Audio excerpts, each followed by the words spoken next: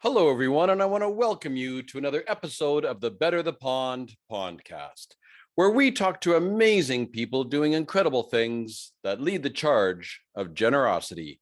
My name is Warren Berry, and I'm your host and the founder of Instinctive Solutions, where we believe that everyone is an odd duck, but that's what makes them awesome. Today, our guest is Kathleen Smiley. I'm kind of scrappy, she says. A natural storyteller handed down from her father and continues to this day. Born in Lethbridge, Alberta, Kathleen moved around the prairie provinces and was always inspired by her mother, who is the family cheerleader. As you will soon find out, Kathleen is empathetic, dramatic, expressive, and unapologetically authentic. Kathleen's talent is understanding people, making connections, and creating an inclusive community. Kathleen and Local Laundry better the pond through their Giving Garments campaign and plan to donate more than $1 million to charity. That is worth talking about. I am honored to introduce to you Kathleen Smiley. So Kathleen Smiley, thank you so much for taking the time out of your day to be a guest on the Better the Pond podcast. I'm very excited to have you today. Thank you so much for having me. I'm very flattered because usually everyone wants to talk to co-founders, Connor and Dustin, which, people should talk to them because they're amazing. But I'm like, oh, someone wants to talk to me? Okay. Of course. And that was the thing. So when we met through Tech Canada, right, I said, I was really impressed. Like there's somebody, who knows what they want, knows what they're doing, completely authentic, and is doing something to better the pond. I got to talk to Kathleen. I've been following my bosses for some time, so I guess that's just been leached down into my system. Well, today it is all about you. Oh my goodness. Fair enough. All right. So you know what? Let's just jump right in. This is gonna be a lot of fun. Okay. So Kathleen, what I want to know is what got you from being a gosling, and I'm talking. Let's go back to your roots, right? Like when you're hatched. To leaving the nest when you decided to up and go out on your own, to where you are today. Kathleen Smiley, what is your backstory? Okay. Just need to also say that I am loving the amount of analogies with the birds. Just to bring that all together in terms of like the podcast, like obviously you have to talk about like leaving the nest and hatching and all that sort of thing. I feel like it brings a lot of life. Just love that.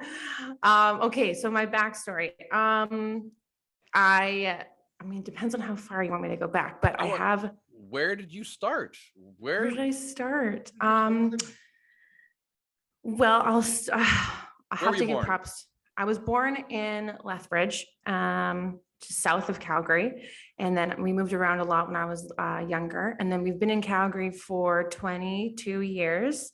And my father is retired, but he lives a life of leisure now. But we used to be a journalist. And I have to give props to him because he always encouraged my brother and I to write stories and to find stories and to celebrate stories and to kind of like relish in them. And it was sort of like a theme, I guess, now that I think back of our family. So he kind of was the first person that inspired me. And I guess I was one of those kids that kind of never really knew what they wanted to do. I'm sure every family has a child like that. My brother was like, this is what I'm doing. This is where I'm going. No one's going to stop me. I'm like, I'm going to make mistakes and you guys have to help me. I love it. That's how you learn. Exactly. So, I don't know. I guess I always loved finding stories, writing and being creative. But of course I didn't do that well in high school. I floundered a bit. And then I didn't go into communications until I was in my mid-20s, but I first started out in personal training. So I was a personal trainer, did my diploma when I was 19, 20. I'm gonna cut you off right there, Kathleen. I'm still gonna take you back. So oh no. So first of all, you talked about your dad being a journalist, right? Your brother had very clear direction on his path, what he wanted to do. And where's your mom in this whole scheme of things? My mom, she passed away 11 years ago, coming up this month. But she was like the cheerleader. We could definitely do wrong. I wouldn't say that, but she was very like celebratory. So whatever we decided and we were excited about, she was like very excited about. And she always made us feel very important. So when I talk about my mom, people are always like, what was her favorite this, her favorite that? And she's so annoying because, sorry, mommy, but because she didn't have a favorite color, favorite book, favorite movie. I think that like her favorite things and the things that like gave her energy were like the things that like our family like loved. So like if we got excited about like my brother played hockey, like she would be right in there. Like I got excited about personal fitness training. I'm like, she was like right in there. And so she was very much like a cheerleader. And, if we wanted to do something, she never said no. If it costs money, she's Dutch. Let me just put that in there. Okay, let's get that out of the way. But if it costs money, she was like, I'm not really sure we're going to do that, because she was very frugal. But, it kind of does come full circle now, because just even Local Laundry is a company that we don't have any outside investment in. We're bootstrapped, so we've had to be kind of scrappy. So I felt like I've kind of implemented a lot of things that she kind of taught me in terms of saving money and being a little bit more reserved when it comes to that sort of thing. But yeah, she was very much like our cheerleader. So nice. I love it. Yeah. So now you said you moved around quite a bit. Was that just because your dad's job took him to different places? Yes, very exciting places like Saskatoon. Oh, hey, I grew up there. Okay, I was like, someone's gonna say something. I'm not, no shade at all. So it was all in Canada? It was all in Canada. We moved from Lethbridge to Victoria to Kelowna to Saskatoon and then to here. But I loved Kelowna the best. That was my favorite. I was just going to say, what was your favorite place to live? So now that we've preempted that already, what about it was so special to you? I think because I was young. I think I was only in grade 1 and 2, 6 or 7. So I only kind of have vivid memories of like memories that like my parents shared with us. But there was like, I love to swim. I love the water, and every house had a swimming pool. And it was always warm, and there was no big snowstorms, and no one, lived in -30 like they do in Calgary. So I think back, and I think that there was like very happy memories there. And, thinking of my mother in certain ways, I think that Kelowna was her favorite place. And so when I get to think of her, I get to think of that as a happy memory. So I think there's a specific memory I have that like we lived in a cul-de-sac. Mm-hmm. And so you came down this hill, and then there's like a cul-de-sac, and there's every single house had kids, and they're all around our age. And like back in those days, like there was no technology and things like that. So, and everyone was always outside. Like, I don't remember being inside. Mm-hmm. I don't think we were allowed to be inside from like the points of like 4 until 6 p.m. until dinner was served. And then we were like back outside. Now I was to see if we're of the same sort of, era is, so after supper, you went out, be with your friends. Mm-hmm. I get it. But did you have to come home when the streetlights came on? Yes. Wow. You weren't allowed to be out there when it was dark. And so, but everyone would be outside, and everyone always had their garages open. And it was always so hot that I remember one year it rained, and it was so bloody hot that steam would come up off of the sidewalks. And so then everyone was running through the rain and the steam, and all like my parents probably back then were like mid 30s or like late 30s. So I'm like, those guys were probably getting hammered in the garage. Like, think about, if I think about it, I'm like, how could I be doing? There's no way my father was sober. Yeah. Well, no, like the garage is open, the kids are all running around, it's hot outside, and you're in a cul-de-sac with all your neighbors. Like, there's just no way. There's just no way. There's just no way. Like, that was like when Mike's Hard Lemonade was coming out. So I'm like, definitely. Yeah. The Smileys were getting turned that night. That's for sure.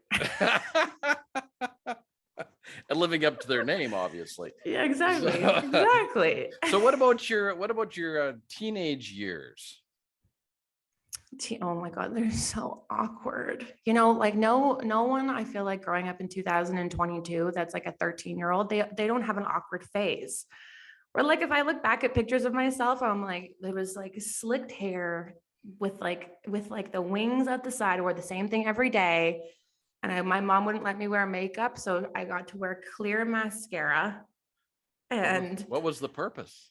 I don't know. I'm like, maybe she's like, you can learn, but like you can't, I don't know. So I just awkward. And I can be very shy. I can be very shy, especially with like people, you know, coming into your own. That's kind of like that's sort of what I remember. I just remember being like awkward and shy, but my family was like very funny. We use humor as a coping mechanism.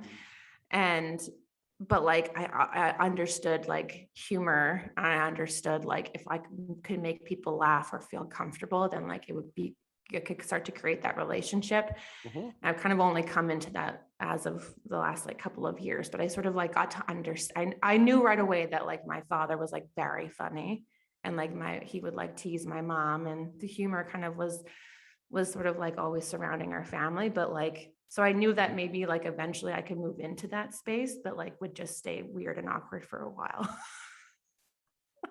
Now, looking back though, did you use humor even like in your high school years? Did you ever use humor to create relationships or create connection?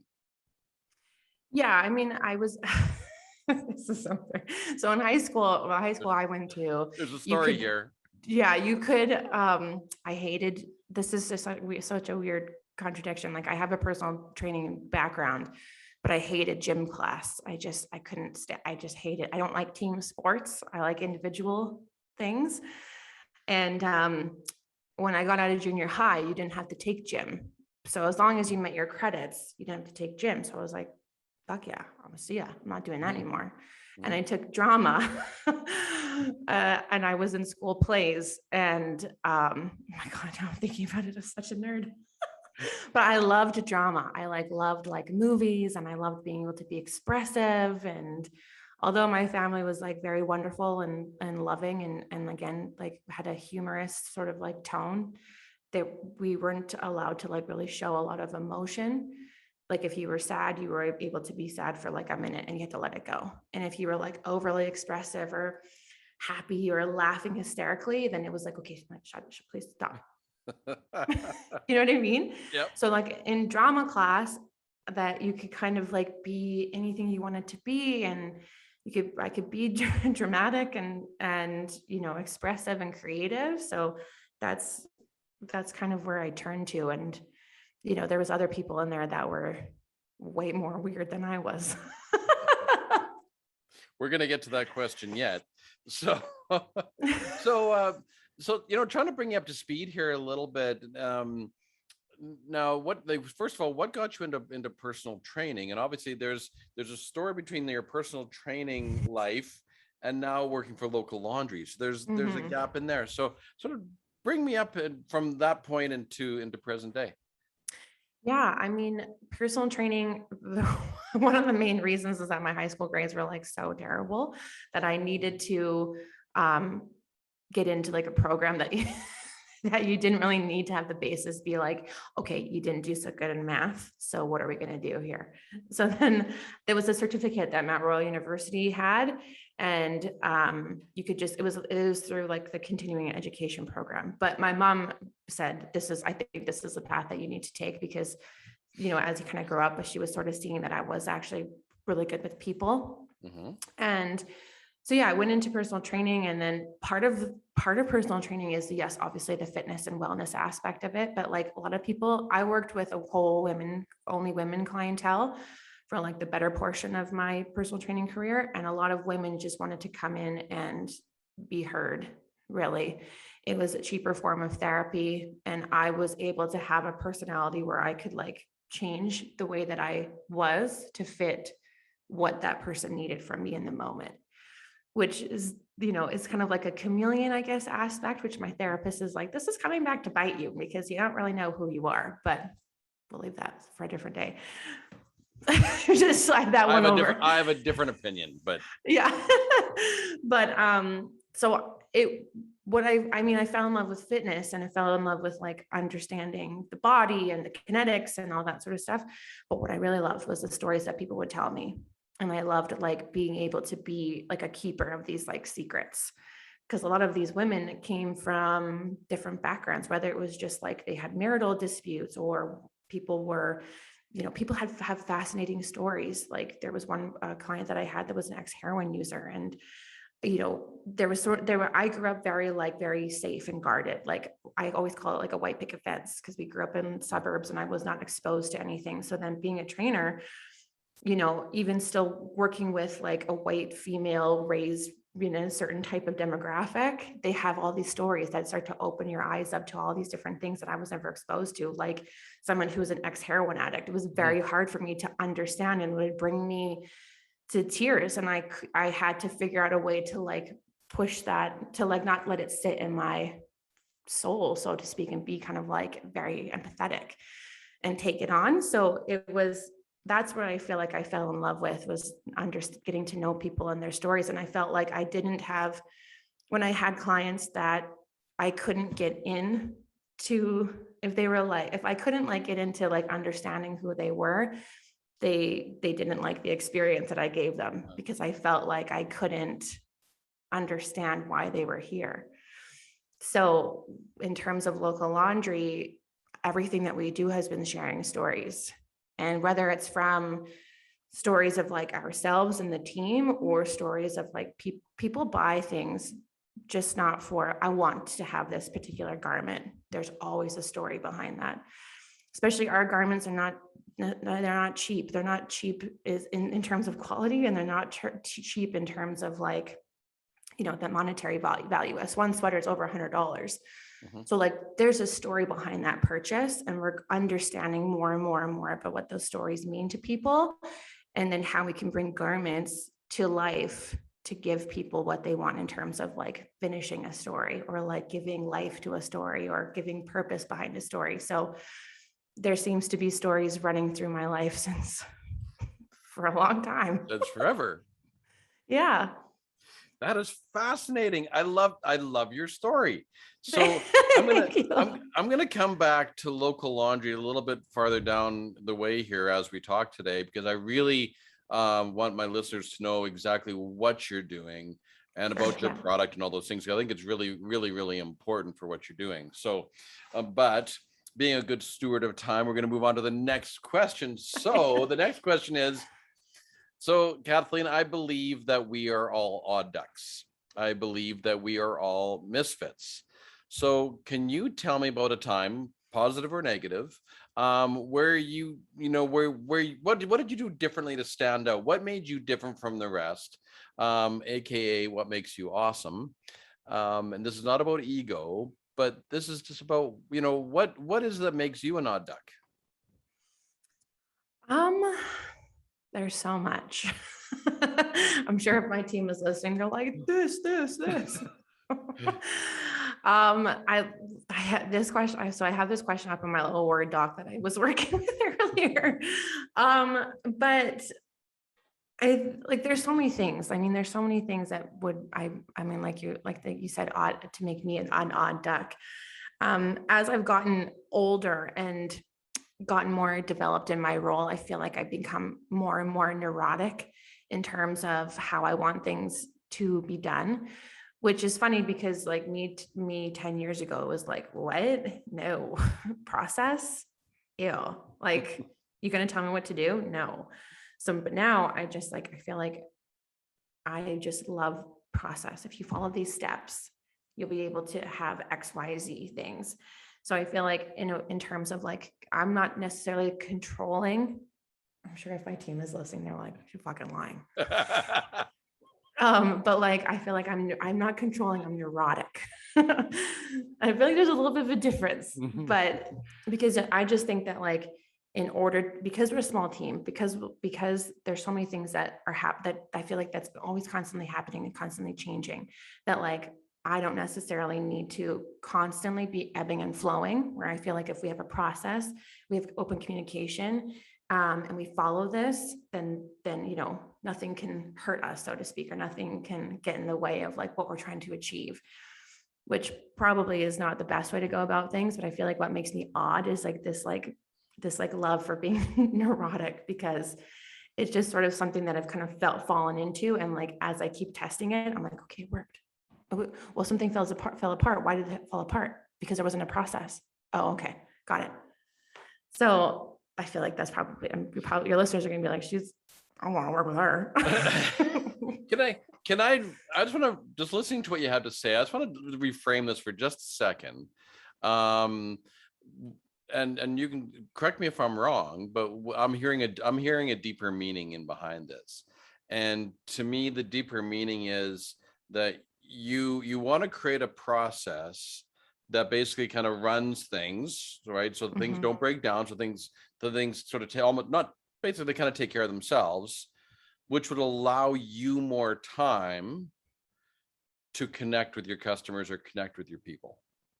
Yeah, very much so. And I feel like being a small business, you're not vulnerable is the wrong word, but you're so like, so many things I feel like can hurt a small business. If it's a bad review, or if it's a bad experience online shopping, or like if a retailer didn't have a great experience with us, or a custom client, I feel like you're kind of always like, so you have the ability to get hurt more so, from not from like, a physical standpoint, but maybe like a financial standpoint, where like a big corporate business, it's like, yeah, whatever, someone has a bad review, we got a ton more in the bank that we can use, or this and that, or whatever.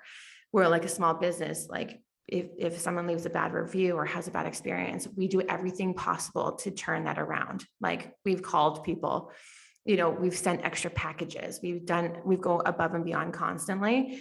So I feel like in my head, I'm like, if we are so diligent in this process of giving good customer experience, whether that's from like a B2B, like a business to business, or a custom client, or a partnership, or a retailer, or like the direct to consumer, if we give the best experience and we don't make any like errors or mistakes, or have, a faulty garment or things like that, then like nothing can hurt us, or like nothing can fall apart. That I feel like that I have like, I want to have such control over that. And obviously that's not possible. Which I know. But then, because then we're not constantly on the defense, and we have such a great product, and we have such a great story, and our team is so amazing, that like, I wouldn't want any, I feel like I'm very protective of it. So that's where like that neurotic flair pokes its head out. and I see it differently. I just see that you have such a high standard to connect with your client, that you'll do everything to make sure that occurs. I don't see that as neuroticism. I see that as just actually you're caring that much that you're going to make a difference. Yeah. And we want people to know the why behind so many things. And it's, we don't have enough time in the day, and enough like inserts for our boxes to explain that to people. So we're like, how can we give the best experience? And so people know, like, that $100 that you give to give a sweater isn't just us getting a sweater. Someone must be at the door, if you can hear that barking. The alarm went off. Oh my God. There's attack dogs out there. Yeah. But that's what we're always on about, is like, someone's like, why does it cost so much money? Well, you should see the supply chain that is funneled through this purchase, and then, if we convince one person, then you can tell other people. And then not only are you feeling a garment that's like super soft and luxurious, that's going to last for years and years and years, but like, you made a difference. And like that purchase, you're now within a community of other people who purchase from us. So like, we can build something bigger and feel included and feel like represented by the garments that we wear on our back. So now I'm rambling. But to me, it's very powerful. Absolutely it is. And so going back to your point of being the odd duck, So, I mean, you're neurotic. Yet, right, with everything you just said about what you're trying to achieve, I mean, that really, that's your superpower. Yeah, I guess so. Thank you for being an odd duck. Thank you for bringing that out in me. So now, can you tell me about a time when someone did something for you that made an impact on your life? Yes. So back when I had started working with local laundry and when I was a student, and I worked for free for a year because I took a communications degree and I majored in public relations. And if there's any PR people listening, you'll know that like it is a lot about who you know and your relationship. So when I was like 25 and going through school, I didn't know anybody, and got sent out to all these networking events, and I was so shy and like I didn't know how to do anything and say anything. I was so stressed trying to figure out how am I supposed to navigate this whole world. So anyways, I had reached out to them and said I would work for free and as a way to start to meet people and networking within the city.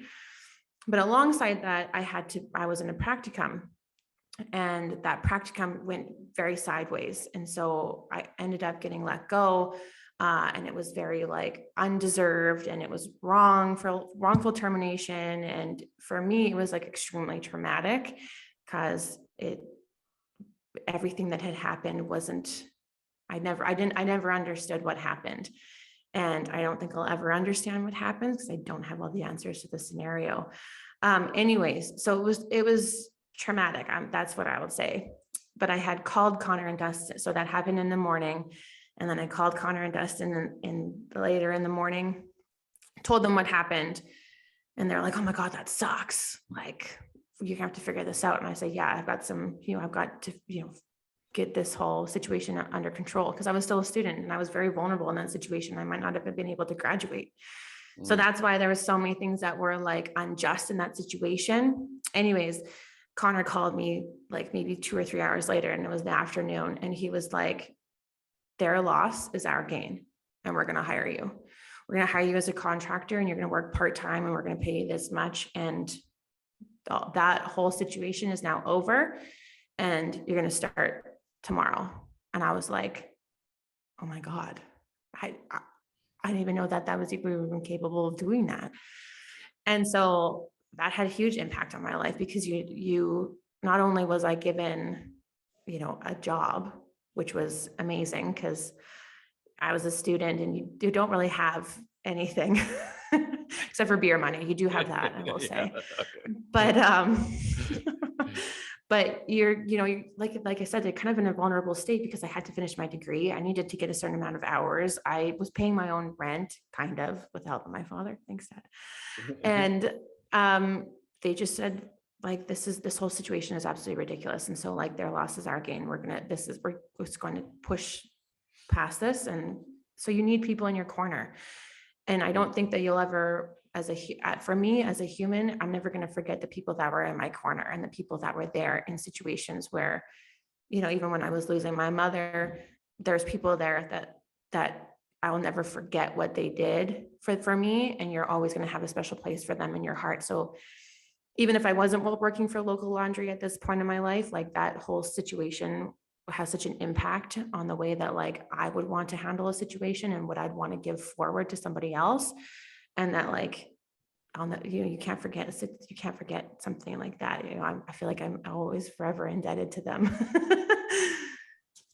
But it's interesting, there's one thing I want to point out is when sometimes, getting let go or getting fired or however you want to word it is always, it is traumatic. There's no two ways about it. But and my perspective is that when you get let go or you have to fire, or somebody's getting fired, they're just giving you an opportunity to find something better. Mm-hmm. And exactly. Look at it from that mindset. So if you wouldn't have gotten fired, you wouldn't be where you were, right? Mm-hmm. So it launched you forward. Totally did. So from the trauma, right? Sometimes you can right turn around and thank them. They actually did you a favor. Yeah, I don't think I'd be thanking them at this point, but something to think about. I should, because it's, you don't need to have any negativity in our lives. You need to be able to let go of stuff. That was a long time ago as well. So, Yeah. but change the energy of it, right? Change the energy from being, disgruntled and angry to being grateful. Totally. They actually did you a favor. Exactly. Okay, so that's another great story. You're full of great stories. So now here's the meat and potatoes of the podcast right here, Kathleen. What are you doing presently right now to better the pond? And more importantly, why are you doing it? And this is where we get to shine the spotlight on you and local laundry. Gosh, give me the mic. It's all yours. Just kidding. Well, for anyone that's listening, if they don't know who Local Laundry is a Canadian-made garment company, and we manufacture everything in Canadian soil, and we empower the Canadian supply chain with responsibly made garments that make you feel good and look good from the inside out. I mean, come on, that's an elevator pitch if you've heard one. Absolutely. But before you keep on going with this, I have a question. Right? Mm-hmm. Do you make a bunny hug? Oh, that's a Saskatoon thing. Saskatchewan. Isn't it? It's a Saskatchewan thing. That's right. It's with the pocket, right? Yeah, it's a pocket. You're wearing one. Do you have a pocket? A hoodie. Yeah. No, a bunny hug. You said Canadian made. You got to throw Saskatchewan, and then you got to make a bunny hug. That is true. That is Canadiana, isn't it? It is. Saskatchewan. I'm going to rewrite some of our product descriptions now just for Saskatchewan people.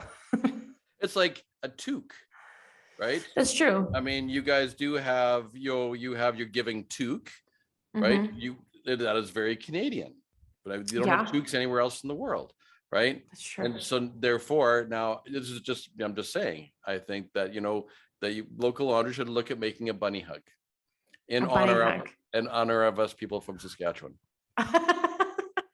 We have this one collection that we call limited laundry.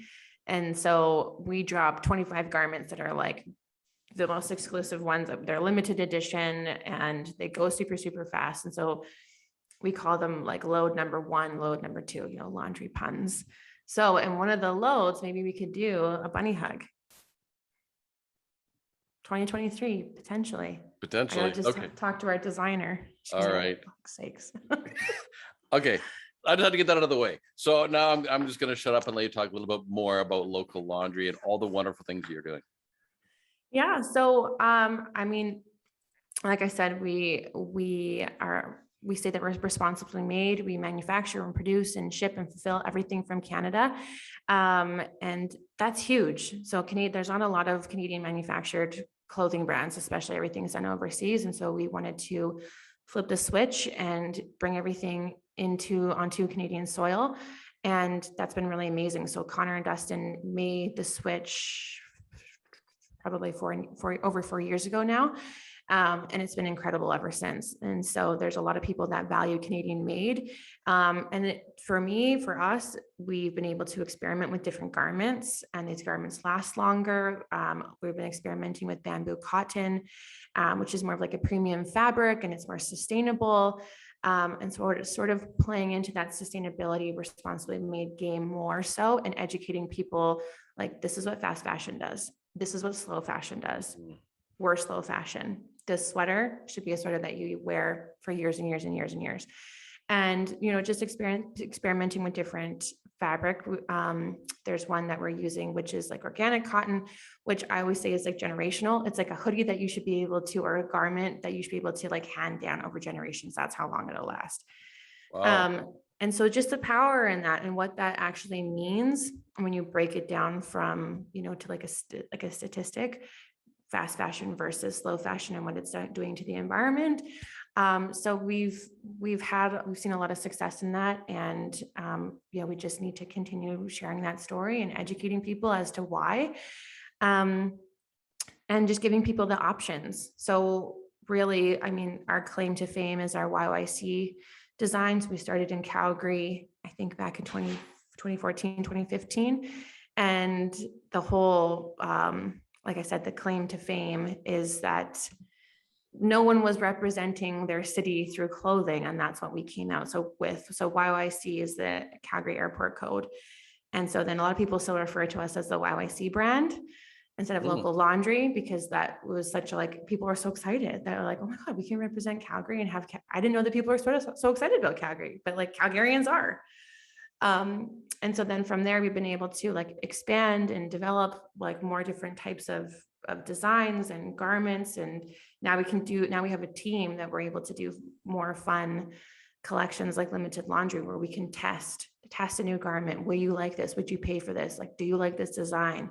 But the thing about all of the designs, when the design does really well or a garment does really well, there's a bigger story behind it. And so just to bring it back to the story, when COVID happened in 2020, we released a bamboo healthcare garment. So all the profits from that garment went to a COVID-19 relief fund through the United Way. And people were like, they broke our website. There was so much traffic on the website. It was unbelievable. And it was because of the story. People were writing in stories about how this one sweater was going to go to their niece or their nephew or their daughter or whoever, their neighbor, to keep them warm and this and that in the hospital while they were dealing with COVID patients. And you're just like, I mean, I've been brought to tears so many times that it was just like undeniable. And so recently we launched a Ukraine zip up hoodie with the same kind of intention, it has a little blue and yellow heart with a peace sign in it. And same thing, 100% of the profits are going to the YMCA Calgary, which will donate that to the YMCA Ukraine. And same thing, people are writing in messages and letters, and not letters, emails. It's 2022.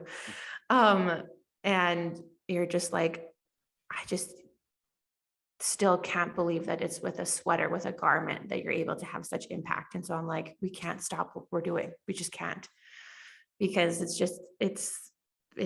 just incredible the way that people treat, a company like ourselves, and talk about why that garment is so important to them and how they can showcase that, like with a designer, with that particular garment, and have that be mirrored in their values as well. They like, our customers are people who appreciate sustainability and who want to work in slow fashion, or want to wear things that are slow fashion and support a locally made company. So when you match value to value, you're able to, I feel like, have a greater impact. So that's what we're continuing trying to do. Well, this is really fascinating. And I mean, this goes back to, really the point made by Simon Sinek, right? Is that, people don't want to buy what you do. They don't want to buy, how you do it, right? They want to buy why you do it. So when people believe what you believe, that's when you've actually created a relationship, and you created a that's how you create a community. That's how you create a tribe, and that's how you create, it's based on the belief of why versus what. And I think that's obviously what you guys are obviously creating. And the next point I want to make, which I think is really fascinating, because actually it wasn't until last year I learned of slow fashion versus fast. I didn't know there was actually two things, but in a society, I think it is changing over time, and you'll be more of an expert on this than I will. But we became kind of a throwaway society, like buy cheap, throw it away, get another one. Doesn't work, throw it away, get another one, right? And from a sustainability standpoint, it is not wise, right? And what you're saying is, we want to make a garment that actually could be worn generationally. Like, that's fascinating. Like, that's probably a bit of a stretch, but true. But I understand what you're saying, though. But really, when you think about, we want to sell one that lasts a long period of time, right? Versus selling many, which end up in the landfill. Exactly. And finding those ways that you can either like repurpose. We've been kind of playing with a new garment called the Giving Blankets, part of our Giving Garments collection. So a lot of the fabric that would necessarily go to a landfill, we've taken and created a blanket from it. So finding, I guess, tricks would be the wrong word, but like finding ways that you can take something and recreate it, whether it's like recycled polyester, or even like one of our giving tubes from 2021 was used from recycled pop bottles. And so finding ways to play in that sustainability game and reinvigorate a garment through wasted garments or wasted fabric, and just sort of seeing what kind of magic you can pull together from that. So to me, it's definitely where the world is going, and it is coming into more people's minds when they're shopping. I mean, don't get me wrong, still shop at places like H&M. What our co-founder is Connor. His like everything he owns is Canadian made. I'm not quite at that standard yet, but if you have one piece in your closet that's Canadian made, or one piece in your garment closet that's like, this was made from sustainable XYZ, that you're like, okay, I know that I'm like, that's part of something that I want to have on my back or contribute or to like be so proud of. I find that so many people when you're like, oh, that's a nice, whatever, or those are a nice pair of earrings. Oh, they're locally made. Like people are so proud. Mm-hmm. Oh yeah, it's a local laundry shirt. They're Calgary company and blah, blah, blah. And so I feel like there's, like how when you think of like celebrities, I love knowing what celebrities are like friends and like what celebrities have like different stories with each other and whatever. In the small business community, there's so many things like that. There's so many stories. Like we call them like sibling companies is Milk Jar Candles and Calgary Heritage Roasting Co. Because back in 2014, 2015, everyone was starting these small businesses. So we came up all together. So like so then we made our own candle with Milk Jar Candle. So like I find that people get excited knowing about the little ins and outs of like the business and the stories, like, oh yeah, they collaborated and they're friends, So I think that people kind of get excited about those sort of stories, and they get proud to say like, this is Canadian made, and this is from a local company. You're like, can you believe it? Well, it's funny you mentioned this because we were just having this conversation the other day about, I'll be speaking down in southern Saskatchewan in a small town, and we were talking about buying local. And so through the discussion, which was really interesting, it wasn't so much of being proud of shopping local. To me, it was more about give people a reason to shop local. Totally. And there's a difference between the two. Just showing up doesn't make you purposeful. When you're purpose driven and local, and I think that's the driver for people to buy local, because there's a reason behind it. There's a why. Exactly.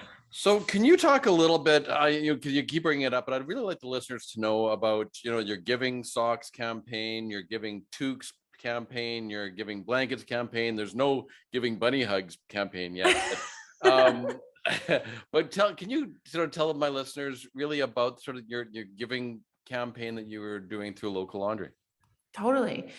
So we call it the Giving Garments collection, and usually it comes out every November of every year. And so we have and there's still I think there's still some garments up on the website, but usually like our big push and big launch is every November.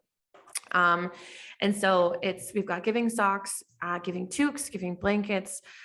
Giving Blankets is something that we're still kind of playing with, so I don't think there's any available right now, but basically when you buy one, we donate one. So we are coming up with new socks for the spring or for the summer, and then Giving Toques always come out in the winter. So yeah, we've been able to donate, I think, over 10,000 Giving Toques, Giving Blankets, Giving Socks over the last couple of years, and to different charities that support vulnerable communities in Canada. And there's so many amazing things that I'm so proud of that local laundry does, but the Giving Garments is definitely like high up on the list, because you see that direct impact that it gives to communities that you want to support. So like I said, the Giving Toque that we did this past year was made from recycled pop bottles. And this year, we're doing a new Giving Toque with new colors, which we're very excited about, that I pushed for one color in particular. I won't say which one it is, but I'll tell you later. But because I can't announce them yet. But yeah, anyways, we have new colors and super excited about them. And then we're coming up with new Giving Socks. And the Giving Socks, like I said, when you buy one, we donate a pair. These new Giving Socks coming up for the summer are bamboo. So that means that they're moisture wicking and naturally antimicrobial, so they don't hold a lot of odor, so your feet don't stink. or your socks don't stink. Your feet can still smell, but let's Your socks not don't. get one thing straight. So they're so soft. They're my absolute favorite. I think probably our socks are like one of my favorite garments that we've made. So yeah, every year we keep coming out with new toques, new colors, the initiative stays the same, the buy one, donate one. And we just kind of keep going and going and going. And so our customers love it. And a lot of our B2B clients love it. And so it just kind of gives people a reason to feel like the ability and an opportunity to feel like they're giving back. And then they can kind of get involved. And again, it's that value to value. Like, it's not only local, but like, I just bought one. And so I just donated one, and people are proud of that. And we can give them an opportunity to feel proud of that. And that makes me feel proud. Fabulous. So, and I know your mission the mission of Local Laundry is to donate $1 million to local charities by 2030. So Yes. that is a big goal. And but that, I mean, what a fabulous goal, right? Is you want to be able to donate $1 million to charities, right? By doing the work that you're doing. Yeah. And I mean, we're already over 1/10 of the way there. So we've donated over $100,000 to date. And so for us, it's like, just because we're a small business doesn't mean that we can't have a big impact. And that's why we're just kind of like, the more that we can bring awareness to what we're doing, the more potential customers, and we call them locals. You're one of the locals. If you purchase a local laundry garment, we call them locals, that you can be a part of that donation and making a difference. The first thing that Connor and Dustin, when they set out to start this company, was that like, we want to build community. And for a long time, a lot of people were like, what does that mean?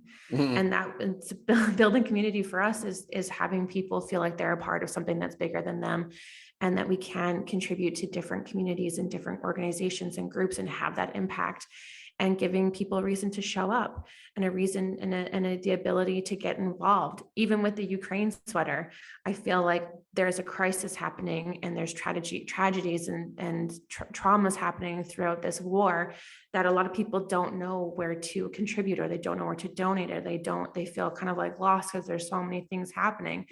That, we're giving them an opportunity, like, say, like, you can put your money with us and we'll take good care of it. And oh yeah, you'll get a nice sweater too, and you can wear that with however you choose to feel. So I always just feel like it gives people an opportunity to get involved. And I come from a place where I always want people to feel included. I never want someone to feel excluded. And that's why we continue to work on being able to represent any type of community, whether it's like your sexual orientation, your cultural background, the size that you are. We want to be able to have a community for you. And if that's through Canadian made garments, that's what I will always strive to have, and make people feel like they're welcome and they're wanted, and they can be a part of this if they want to be. So, that's also why our garments are all unisex. We're trying to figure out a different word for unisex. We're trying to think of like genderless or something like that. So a lot of people are like, why can't you have women's and men's? I'm like, well, what about people? What about human? Why don't it's just human? Why can't we just show up as a human being, and get rid of all these like labels, so to speak? And so garments can be for every body. And I never want to stop having garments be for every single body that comes onto this earth or comes onto our website. And I never want people to feel excluded. I always want people to feel like they're included and they're with us. So I love it. Fantastic. Great.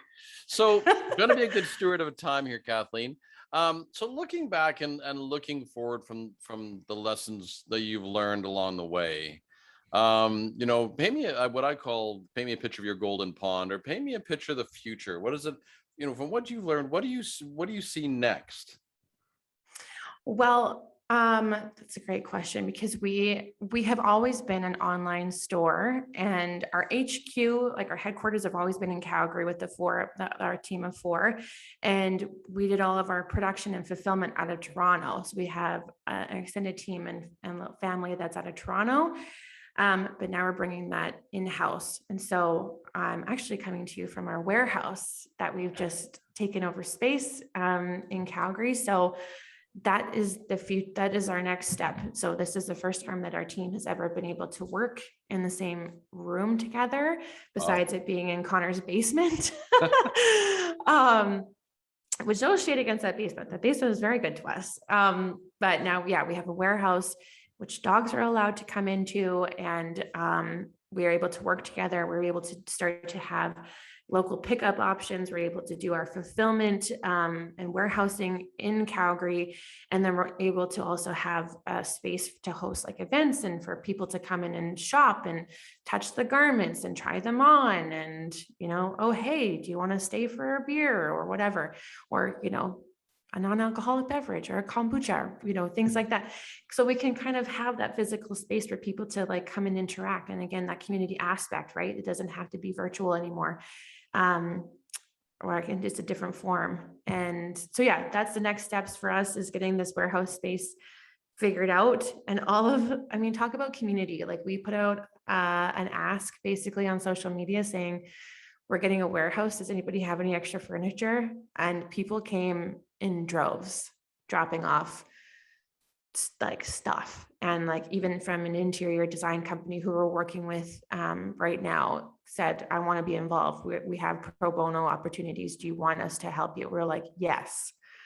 So like, it's just crazy. Like, if you ever doubt the power of community, like, don't, because we are living proof. So that's the next steps for us, is getting this warehouse up and running. And we're going to be here for at least 2 years or 1.5 years. And I want us to be talking in 2 years to be like, Warren, guess what? We're outgrow the space. Best news ever. I was talking to a guy earlier today, and he said something very interesting, and which really personifies what you were just talking about. And there's people in the world who get to get, right? They want to get. There's people who want to give to get, right? And there's people who want to give, right? To the people who get it. Right. And I think that's exactly really, when you think about what you are doing, right? You're giving, right? But then other people are giving back, right? It's give to give, right? Absolutely. And that's, to me, that's winning, right? Totally. That's the infinite game. That's just right, because you're just always giving to give. For us, it's what makes the world go round. And it sounds kind of barney when I say it like that, but it is. And if COVID has taught me anything, we need to be doing things that make us feel alive and give us the reason for, to feel our hearts beating and to feel, even sweat on our foreheads, because it makes us remember why we're here and why we're doing this, and why people need people, so we're a product of that. And we just can never take anything like that for granted, because we know the power of it. And you better the pond. And we better the pond. So we're so happy to better the pond. And we're happy to have you.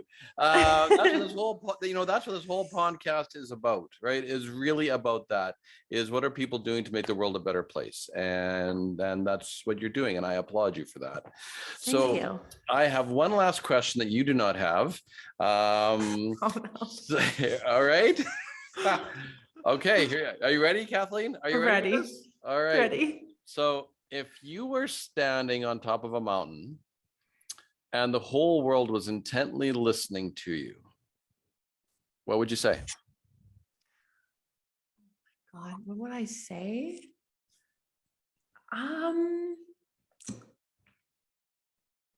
My brain is like is nervous. So my brain is like, make a joke, make some sort of joke. No, I don't know what I would say. I don't know, in my headspace in the last little while, so our last 2 years, I guess, over COVID, and just some, personal scenarios that I've been going through, and even like the war, I feel like I'm very empathetic, and I feel like what's the term, is an empath, where I kind of like feel things, and sometimes it can be hard on me sometimes. And so Or I guess you can kind of take things on the chin to a certain extent, but I feel like it just comes down to like understand people, where I feel like, I mean, not to give you another tire pump, but the Colby A index allowed me to understand how, not necessarily how people are, but how people work. And to me, that's very powerful in terms of breaking down the barriers as to like, why did they say that the way that they did? Always because of, this is just the way that they work. Not just, this is just how they are, and you kind of have to get over it. It's just like, this is integral to the person that they are, and this is how they do things.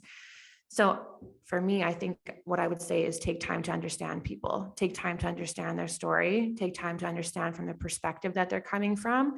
Because when you understand people, I feel like there can be less hatred. There's less, I think that the animosity, like all that negativity, you can kind of break it down, because then you understand where they're constantly coming from. So I think, it would be just take time to understand people, and they don't just have to be people that are in your inner circle. They can be the person that's standing in line with you at Subway that's yelling at somebody, and you're like, hey, what? It doesn't have to be a therapy session, but it just allows you to take it with a grain of salt and put it away, and not have it carry you for the rest of your day, or the rest of your, sitting at a chair in front of your therapist talking about some traumatic event that you didn't know how to let go of. So that, and then I would also say, just, I come from a mindset of inclusion.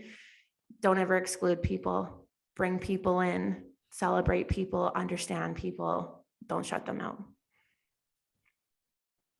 Wise words. Very wise words. Thank you. So Kathleen, I really honestly want to truly from the bottom of my heart, thank you for everything that you're doing. Thank you for making a difference in the world. Thank you for giving. Because you are making the world a better place. And thank you ever so much for sharing your stories. And there's no end. We could probably go all day. We could feel like a Joe Rogan podcast, just go all day. But no, I do want to thank you for your stories. Now, if anyone wants to find you or Local Laundry, where can they go to find you? You can search us www. Do people still say www? You can do it. Oh my God, no. Locallaundry.ca. www. The World Wide Web. No, locallaundry.ca. Locallaundry.ca. And on Instagram at Local Laundry, and follow us on TikTok. We're trying to desperately make TikToks at Local Laundry as well. Those are the main places. And if anyone listening is looking to purchase a Local Laundry garment, you feel free to use my discount code, which is just Kathleen20, and you can shave a little bit off the top, 20% off. At www.locallaundry.ca. Hashtag, no, I'm kidding. So coupon code Kathleen20 and shave a little off the top. Or not, because if you don't, then more would go to charity as well, I'm assuming, because you guys are always consistently giving back one way or the other. There's options. Yeah, there's options. Of course. Fantastic. I love it. So hopefully people, the listeners will reach out to you guys. I know I am definitely going to be directing my daughter directly into your way, because I think she would actually really, really love your product. She was really hoping she can get a bunny hug, but we're working on that. And no, really, I really, I mean, looking at your products, I've never felt them. I will when I come out to Calgary, but it go you guys out. But really, it's so important to be able to, buy local, have a reason to buy local, purchasing to give back to the greater good, right? And know that you're making a difference, and you're part of a community and part of a tribe. Exactly. So there you have it, folks. It was a great time here today again with Kathleen Smiley of Local Laundry. And this is Warren Berry flocking off to take you beyond the pond to better the pond, because we're better together. Thank you ever so much, Kathleen. Thank you so much.